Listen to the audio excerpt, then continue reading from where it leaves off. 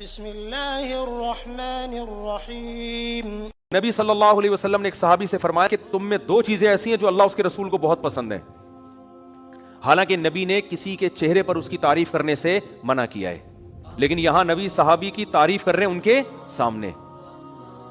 کیوں؟ اس لیے کہ وہ اتنی قابل تعریف چیزیں ہیں کہ اللہ کے نبی نے عام اصول سے ہٹ کے ان کے چہرے پر ان کی تعریف کی کہ یہ ایسی زبردست کوالٹی ہے۔ جیسے آپ کو پتا ہے نا کہ یار میں اس بندے کی اس کے منہ پہ تعریف کروں گا تو اس کے خطرہ یہ چوڑے میں آ جائے گا اور اس میں کبر پیدا ہوگا، لیکن بعض دفعہ ایسی صفت ہوتی ہے آدمی کہتا ہے یار جو مرضی ہو جائے یہ تو اس کے سامنے بیان کرنی ہے، یار ایسی کوالٹی ایسی زبردست۔ یعنی بعض دفعہ آپ کو کسی سے حسد ہوتا ہے، جیلسی ہوتی ہے، لیکن وہ ایسا کام کر لیتا ہے آپ حسد کے باوجود کہتے ہو یار ماننا پڑے گا اس بندے نے کام بڑا خاندانی کیا۔ یہ بندہ جو جہلم گیا نا اور اس نے جو 48 گھنٹے کا ٹائم دیا اور پوری ٹائم دے کے تمیز سے واپس آیا، اگر آپ میں تھوڑی سی سینس ہوگی نا، آپ کو کتنا بھی حسد ہو، آپ کتنے بھی جیلسی ہو، آپ کتنے بھی ہمارے نظریات سے اتفاق نہ کرتے ہو، آپ بولو گے یار کام کیا کر دیا ہے خاندانی، اور سامنے والے کے پاس پنپنے کا کوئی موقع دیا نہیں۔ اب آپ کلپ ریکارڈ کراتے رہو، بیٹھتے رہو، پھینکتے رہو، بیٹھ گئے، پبلک تو اب بھی سن لے گی آپ نے۔ اب اس کی ایک یہی مثال آ گئی۔ میں اپنی تعریفیں نہیں کرتا الحمدللہ، مجھے شوق نہیں ہے، میں قابل تعریف ہوں بھی نہیں، لیکن یہ ایسا خاندانی کام ہو گیا نا کہ میرا دل کیا یار کوئی کرے نہ کرے ہم خود ہی کر لیں یار۔ میرا اپنا تو اتنا جوش میں آ گیا یار کام ہم نے کیا کر لیا ہے، خاندانی کر لیا۔ حالانکہ میں اپنے کسی کام کو خاندانی نہیں کہتا، ہم تو نالائق، لیکن یہ کام ٹائٹ ہو گیا تھا اس کا، اتنی تمیز سے گئے ہم، کیا کدھر سے آگے یہ ٹاپک۔ چلو خیر، تو رسول اللہ صلی اللہ علیہ وسلم ان صحابی سے کیا فرما رہے ہیں؟ تمہارے اندر دو خصلتیں ایسی ہیں جو اللہ اور اس کے رسول کو بہت زیادہ پسند ہیں۔ وہ کیا ہے؟ الحلم والاناہ۔ یہ سیکھنے کی چیز ہے، میرے بھی سیکھنے کی، آپ کے بھی۔ میرے اندر بھی یہ عیب ہے کہ یہ دو صفات ہمارے اندر بھی نہیں ہے، آپ کے بھی ہو سکتا ہے، یہ سیکھنے کی چیز ہے۔ فرمایا ایک حلم، حلم کہتے ہیں برداشت، ایک ہے الاناہ، اناہ کہتے ہیں جلد بازی کے اگینسٹ، یعنی جلد بازی نہ ہو، ہر چیز میں آپ میچور سنجیدہ ہو کے اس کے تمام پازیٹیو نیگیٹو پہلوؤں پہ غور کر کے فیصلہ کریں آپ۔ یہ جو ہے نا ایک دم کھوپڑی گھوم گئی میری، یہ جو آج کل ایک فیشن ہے، بھائی فلاں نے ایسی بات کی میرے تو کھوپڑی گھوم گئی، میں تو پڑا۔ ابے بھائی تو کھوپڑی تیری جس کے سامنے گھومی ہے، اگر اس کی تھوڑی سی گھوم گئی نا، تیری پوری 180 ڈگری پہ گھوم جائے اور اس کی صرف 1 ڈگری گھوم جائے، وہ اتنا پاورفل ہے کہ اس کا ایک ڈگری تیرے 180 ڈگری پہ بھاری ہوگا۔ وہ کر کے کیا آیا ہے؟ ہمارے ایک جاننے والے نا بھری محفل میں اپنے باس کو یعنی فوش گالیاں دے کے آ گئے اور آ کے بتا رہے ہیں بھائی میں نے تو باس کو سنا دی، اس کے باس پاورفل آدمی تھا، اس نے کیس کر کے اندر کرا دیا۔ اب جیل کے اندر جا رہے ہیں، یار کیا ہو گیا یار، بڑی ٹینشن۔ اس کے بعد جا کے اس کے ہاتھ پاؤں جوڑے، اس کے پاؤں کے سر معاف کر دو، اس نے معاف کر کے بری کر دیا۔ تو یہ وہ لوگ ہیں جن کی کھوپڑی کسی بھی ٹائم پہ گھوم سکتی ہے۔ تو یہ کوئی کمال نہیں ہے ایک دم کھوپڑی گھوم ہے، ٹھیک ہے آدمی بعض دفعہ مذاق میں مجازن کہہ دیتا ہے کہ میری کھوپڑی گھوم گئی، لیکن فی نفسی ہی یہ کوئی اچھا کام نہیں ہے۔ الحلم کا معنی برداشت۔ برداشت کسے کہتے ہیں؟ کہ جیسے ہی کوئی بات آئی فوراً ری ایکشن نہیں ہونا چاہیے، سوچو، برداشت کرو، غصے پہ کنٹرول کرو، جب ٹھنڈا ہو جاؤں گا اس وقت بیٹھ کے فیصلہ کرو۔ اور انات کا مطلب فیصلے میں جلد بازی نہیں۔ جلد بازی کا مطلب کیا ہے؟ کیا 6 مہینے بعد فیصلہ کرنا ہے آپ نے؟ نا نا نا نا، بعض فیصلے تو ایک دن میں کرنے ہوتے ہیں۔ جلد بازی کی یہ ڈیفینیشن نہیں ہے کہ فوراً فیصلہ نہیں، یا 1 سال بعد، یا 5 سال بعد، یا 10 سال بعد، نا نا نا۔ جلد بازی میں فیصلے کا مطلب یہ ہے کہ جب تک آپ نے کسی کام کا ارادہ کر لیا، آپ نے کر لیا کہ یار اس کا میں نے یہ ری ایکشن دینا ہے، تو اس ری ایکشن پہ جب تک اس کے تمام پازیٹیو اور نیگیٹو پہلوؤں پہ غور نہ کر لیں اچھی طرح سے، اس وقت تک آپ نے فیصلہ نہیں کرنا کہ میں نے ری ایکٹ کرنا کیا ہے، چاہے وہ 1 منٹ میں کر لیں آپ، چاہے 1 سال میں کریں۔ بعض لوگ 1 منٹ کے اندر تجزیہ کر لیتے ہیں، تو وہ 1 منٹ میں اگر فیصلہ کر لیں گے تو یہ جلد بازی والا فیصلہ نہیں کہلائے گا۔ بعض 1 سال میں بھی نہیں کر پاتے، وہ 10 سال میں بھی کریں گے تو جلد بازی والا فیصلہ کہلائے گا۔ نہیں یاری بات میرا خیال ہے، یہ کوالٹی کسی کے اندر پیدا ہو جائے تو دنیا میں اس سے زیادہ کامیاب انسان کوئی نہیں ہے، اور سب سے زیادہ یہ کوالٹی ہمارے پیغمبر صلی اللہ علیہ وسلم میں تھی۔ یہی وجہ ہے کہ 23 سال میں پورے عرب کی کایا پلٹ دیا آپ نے، 23 سال میں ایسے پلٹ کے رکھ دیا پورے معاشرے کو۔ ایک معاشرہ جس میں جہالت، ایک معاشرہ جس میں توہم پرستی، فضول نظریات، ایک معاشرہ جو بیت اللہ کے اندر 360 بتوں کو رکھ کے پوجتا ہے، تو 13 سال تو آپ دعوت دیتے رہے۔ لیکن کیسی پالیسیاں آپ صلی اللہ علیہ وسلم نے اختیار کی ہیں کہ 23 سال میں ایسا کھڑا کر دیا امت کو کہ پوری دنیا میں اسلام پھیل گیا تھوڑے عرصے کے اندر، ایسی جماعت تیار کر دی۔ اس میں کیا ہے، آپ نبی کی سیرت میں ہر جگہ ایک چیز دیکھیں گے، جلد بازی آپ کو نظر نہیں آئے گی، غصہ نظر نہیں آئے گا، برداشت نظر آئے گی ہر جگہ۔ صلح حدیبیہ دیکھ لینا، صلح حدیبیہ میں 400 صحابہ فدائی حملے کے لیے تیار ہیں۔ فدائی ہی ہے نا کہ ہم جب تک ہماری شہادت نہیں ہو جاتی ہم لڑتے رہیں گے۔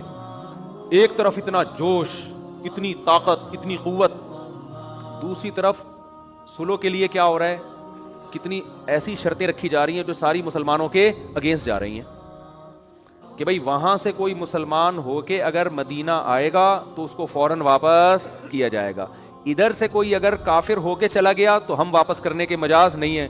نبی نے یہ شرط مانی، کیوں؟ آپ کو پتا تھا کہ اس سے جنگ ٹل رہی ہے، جنگ ٹالنے میں جو اسلام کو فائدہ ہے وہ جنگ کرنے میں فائدہ نہیں ہے۔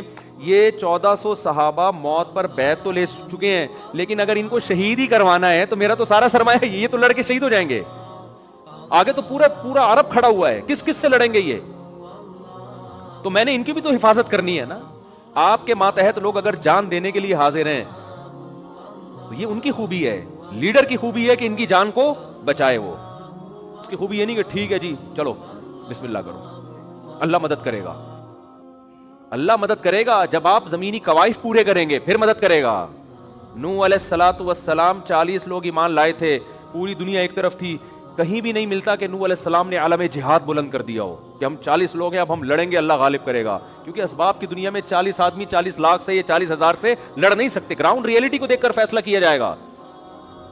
آپ کہہ سکتے ہیں بدر میں بھی تو 313 1000 پہ غالب آ گئے، تو بدر کی لڑائی اتفاقاً ہوئی ہے، رسول اللہ صلی اللہ علیہ وسلم کے ارادے سے نہیں ہوئی ہے۔ ارادے سے اسلام میں جو سب سے پہلی لڑائی ہوئی ہے نا وہ فتح مکہ ہے، اس میں نبی نے پہل کی ہے، 10,000 کا لشکر تھا جس کو مکہ پہ لے جا کے آپ نے حملہ کیا۔ اس سے پہلے کوئی لڑائی نبی نے خود پہل نہیں کی ہے، ہمیشہ ان کی طرف سے پہل ہوتی تھی، آپ ڈیفینس کرتے تھے اپنا، تو ڈیفینس تو بہرحال کرنا ہے نا، تھوڑے ہوں یا زیادہ ہوں، لیکن جہاں فتح مکہ سے پہلے آپ کو لڑائی کا موقع مل رہا ہے نا حملہ کرنے کا، وہاں آپ جنگ کو ٹال رہے ہیں، تو پہلے اپنے آپ کو تو سیف کرو۔ آج کیا دینداروں میں یہ خوبی نظر آتی ہے؟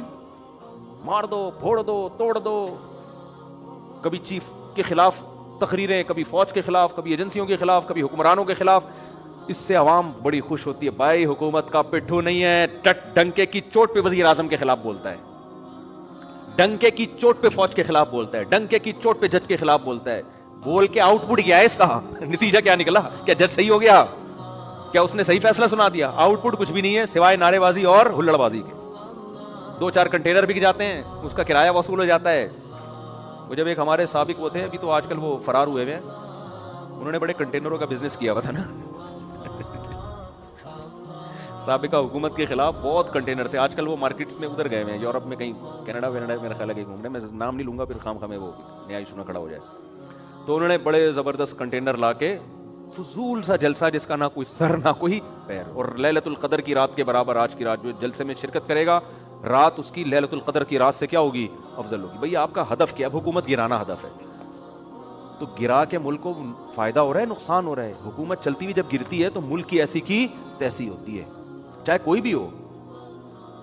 آپ دیکھو نا، ہم بھی مسلم لیگ کے کوئی بہت زیادہ حامی نہیں ہیں، خامیاں خوبیاں سب میں ہوتی ہیں، لیکن حکومت جانے سے ملک کو فائدہ ہوا، ایماندار لیڈر آئے نہ آئے وہ ایک الگ بحث ہے، میں بھی پی ٹی آئی کی طرف نہیں جا رہا، لیکن جو آپ ماہرین سے ملو گے وہ کہیں گے بھائی حکومت اپنا ٹائم کمپلیٹ کرے پھر بے شک دوسرا آدمی آئے، پھر آپ اس پہ بحث کریں، ایماندار ہے، نیک ہے، جو بھی ہے، جو ہم بھی کرتے رہتے ہیں کبھی کبھار غلطی سے، جو کرنا نہیں چاہیے، کیونکہ ایک نیا ایشو کھڑا ہو جاتا ہے کہ آپ نے عمران خان کو اچھا آدمی کیوں بول دیا، تو ہم نے کون سا قرآن حدیث بیان کر رہے ہیں، اپنی رائے بیان کی، بھائی ہو سکتا ہے ہم سے غلطی ہوئی ہو، تو اس میں کیا ایسا، تو اس لیے میں نے یہ ٹاپک ہی چھوڑ دیا ہے۔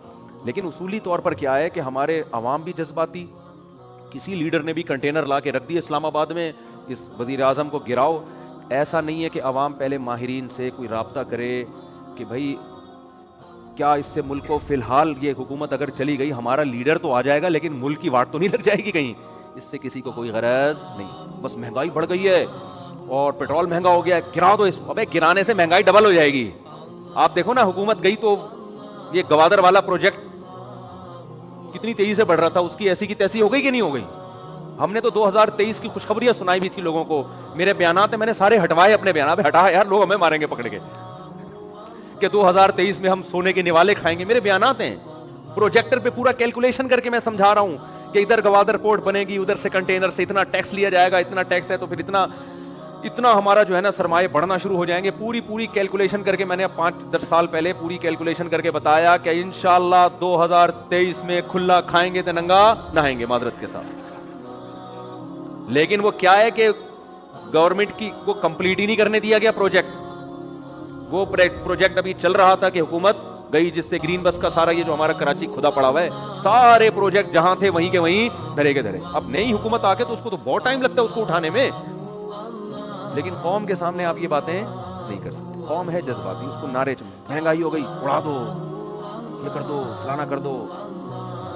تو بس یہ ہر گھر میں بھی یہی چل رہا ہے. بیگم نے الٹی بات کی, رکھ کے لگا دیا نا, رکھ کے بھائی ہو سکتا ہے یہ آپ کو الٹی لگ رہی ہو, یہ بات حقیقت میں الٹی نہ ہو. سنو تو صحیح, تحقیق تو کرو. آپ کے منہ سے ہو سکتا ہے سچی مچی میں بدبو ہی آ رہی ہو. وہ بول رہی ہے آپ کے منہ سے بدبو آ رہی ہے, آپ کو غصہ آ گیا.